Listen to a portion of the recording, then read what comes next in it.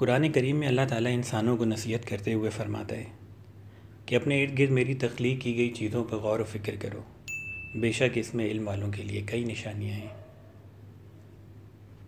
قرآن کریم روح زمین پر ایک ایسا معجزہ ہے جو ہر دور میں اپنے الہامی ہونے کا ثبوت پیش کرتا رہا، اور موجودہ سائنس اور ٹیکنالوجی کے دور میں بھی قرآن کریم اپنا لوہا منوائے ہوئے ہے۔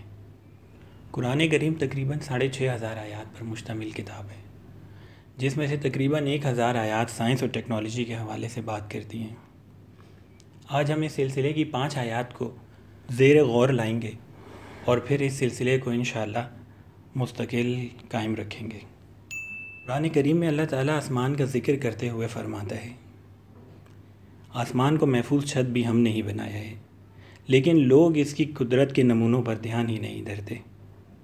1913 میں ہونے والی ایک سائنسی تحقیق نے یہ ثابت کیا کہ آسمان پر ایک محفوظ چھت موجود ہے جسے اوزون کہتے ہیں، جو سورج کی شعاؤں کو زمین تک فلٹر کر کے پہنچاتے ہیں اور اس کے ساتھ ساتھ خلا میں موجود بڑے بڑے پتھروں کو زمین تک نہیں پہنچنے دیتا۔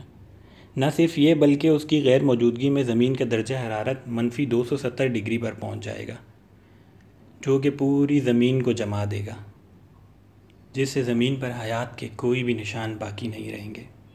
اسی طرح قرآن کریم میں اللہ تعالیٰ بارش سے متعلق جب فرماتا ہے تو بارش کا بیان کرتے ہوئے اللہ تعالیٰ فرماتا ہے، اس نے آسمان سے ایک اندازے کے مطابق پانی نازل فرمایا۔ جدید سائنس اور ٹیکنالوجی میں ترقی ہونے کے بعد ہمیں یہ پتہ چلا ہر سیکنڈ 1,60,00,000 ٹن پانی بخارات میں تبدیل ہوتا ہے، جس کا مطلب اتنا ہی پانی برستا بھی ہے۔ اس کا ذرا بھی توازن بگڑ جائے تو اس کے نتائج انتہائی سنگین ہوں گے۔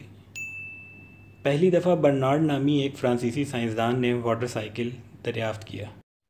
اس کے بعد 19ویں صدی میں ایک جرمن سائنسدان فلپ لینارڈ نے بارش کی رفتار اور اس کی بوندوں کے درمیانی تعلق کو واضح کیا۔ قرآن کریم میں 1400 سال قبل ہی یہ بتا دیا گیا تھا کہ بارش ایک خاص مقدار کے تحت کی جاتی ہے جو زمین کے توازن کو بنائے رکھتی ہے۔ بصورت دیگر نتائج ہم آج سائنس اور ٹیکنالوجی کی مدد سے جان سکتے ہیں۔ اس کے بعد ہم بات کرتے ہیں سورج اور چاند سے متعلق۔ قرآن کریم میں اللہ تعالیٰ جب ذکر فرماتا ہے، وہی اللہ ہے جس نے رات اور دن اور سورج اور چاند کو پیدا کیا ہے، ان میں سے ہر ایک اپنے اپنے مدار میں تیرتے پھرتے ہیں۔ 9ویں صدی عیسوی میں ہی اس بات کے متعلق بحث چھڑ چکی تھی کہ ستاروں اور سیاروں کی نقل و حرکت کس طرح ہوتی ہے۔ اس سلسلے میں جو سب سے اہم کام آئزک نیوٹن نے 19ویں صدی میں کیا۔ آئزک نیوٹن نے لا آف موشن ڈسکور کیا، جس کے مطابق وہ زمین، چاند اور سورج کی نقل و حرکت پہ بیان کرتے ہیں، جو کہ ٹھیک اسی بات کو ثابت کرتا ہے جیسا کہ قرآن کریم میں اللہ تعالیٰ نے فرمایا کہ نہ صرف چاند زمین کے گرد گھوم رہا ہے، نہ صرف زمین سورج کے گرد گھوم رہی ہے، بلکہ سورج بھی ایک خاص متعین راستے پر سفر کر رہا ہے، اور اسی طرح سے کائنات کا نظام چل رہا ہے۔ یہاں چوتھے نمبر پر ہم بات کریں گے پہاڑوں کی، اور ہم نے زمین میں پہاڑ بنائے تاکہ وہ مخلوق کو ہلا نہ سکیں، اور ہم نے اس میں کشادہ راہیں بنا دیں تاکہ وہ راستہ حاصل کر سکیں۔ موجودہ دور میں سائنس اینڈ ٹیکنالوجی کی ترقی کے بعد ہمیں پتہ چلتا ہے کہ پہاڑ زمین میں اپنی جڑیں بنائے ہوئے ہیں، پہاڑ گہرائی تک زمین میں گڑے ہوئے ہیں، اور ان کی جڑیں زمین کی مختلف پلیٹوں سے مضبوطی سے جڑی ہوئی ہیں، جس کے باعث یہ بر اعظموں کو سطح سے ہلنے نہیں دیتے اور ہم زمین پر آسانی سے چل پھر سکتے ہیں، ورنہ ہر وقت ہمیں ایسا محسوس ہوتا جیسے زلزلے کے بعد آنے والے آفٹر شاک سے، اور انسان کا زمین پر چلنا پھرنا محال رہتا۔